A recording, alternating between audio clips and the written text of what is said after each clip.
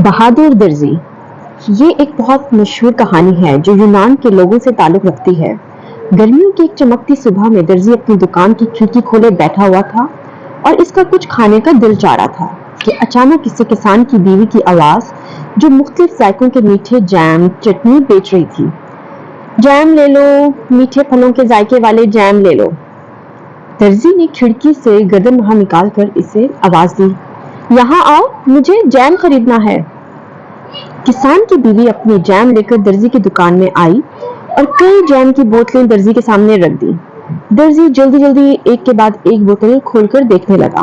किसान की बीवी समझी कि दर्जी बहुत सारा जैम लेगा और वो बहुत खुश हुई, लेकिन काफी इंतजार के बाद दर्जी ने कहा, मुझे इस स्ट्रॉबेरी जैम एक डबल रोटी के स्लाइस पर जैम लगाकर दे दो।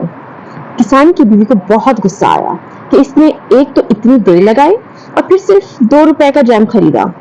खैर, वो इसे एक डबल रोटी के स्लाइस पर जैम लगाकर दे गई।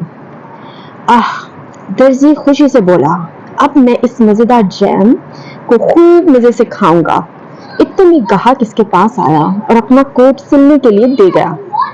दर्जी ने सोचा कि चलो डबल रोटी खाने से पहले इस कोट को काट कर रख दूं, और वो कोट काटने लगा कि अचानक डबल रोटी जिस पर जैम लगा हुआ था, इस पर शहद की मक्खियों का झुंड आ गया। जब दर्जी ने देखा तो एक कपड़ा उठाकर इन शहद की मक्खियों पर मार दिया।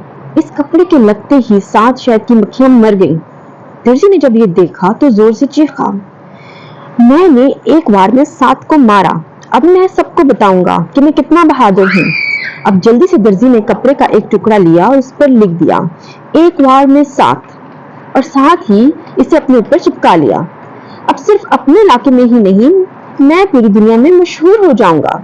सारे काम निपटा कर इसने दुकान बंद कर दी और बड़े फख्र से सीना तान कर चलने लगा।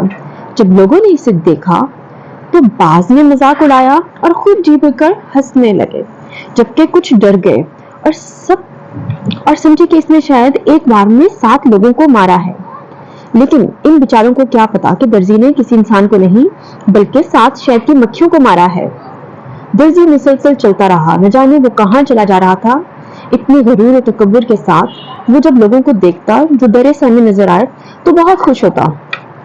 चलते चलते इससे रात हो गई। अब वो बादशाह के महल के आगे खड़ा था। दर्जी बहुत ज्यादा थक चुका था, लिहाजा वो महल के सामने घास पर सो गया। सुबह जब बादशाह का एक वजीर इसके पास से गुजरा और इसकी कमीज पे जब एक बार में 7 लिखा देखा तो बहुत हैरान हुआ और फौरन बादशाह के पास गया और उन्हें सारी सूरत हाल से आगाह किया। तमाम बात सुनकर बादशाह भी दर्जी से बहुत मरऊब हुआ और वजीर को एक अशरफियों की थैली देकर कहा, जाओ और इस बहादुर दर्जी को ये अशरफियां दो और इसे हमारे पास लाओ। वजीर दर्जी के पास गया और इसे अशरफियां देखकर बादशाह की तमाम बातें बताईं। दर्जी खुशी खुशी बादशाह के पास चला गया।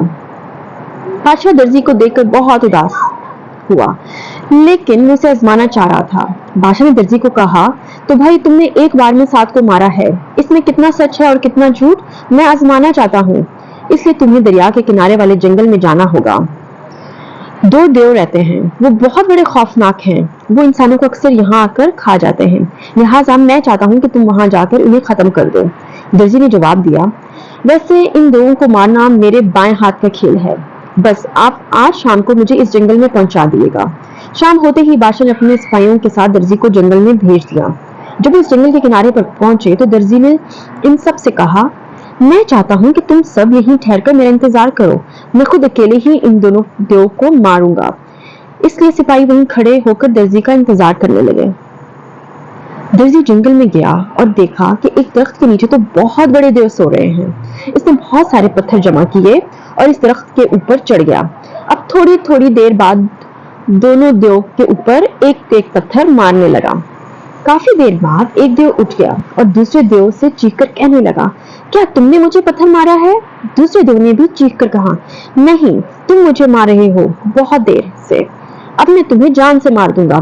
अब इसने एक बहुत ही बड़ा पत्थर उठाया और दूसरे देव पर मार दिया। अब तो दोनों देव एक दूसरे को मारने लगे और बहुत देर तक मारते रहे।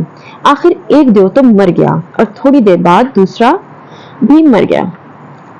درزی درخت کے اوپر بیٹھا یہ سب دیکھ رہا تھا. جب دونوں دیو مر گئے تو وہ جلدی سے نیچے اترا اور سپاہیوں کو بلا کر لایا اور دکھایا اور کہا دیکھو یہ دیکھو میں نے دونوں دیووں کو مار دیا ہے. سارے سپاہی بہت حیران ہوئے اور خوش بھی. وہ سب درزی کے ساتھ بادشاہ کے پاس گئے اور سارا واقعہ سنایا. بادشاہ بھی بہت خوش ہوا اور اس کی بہادری سے متاثر بھی.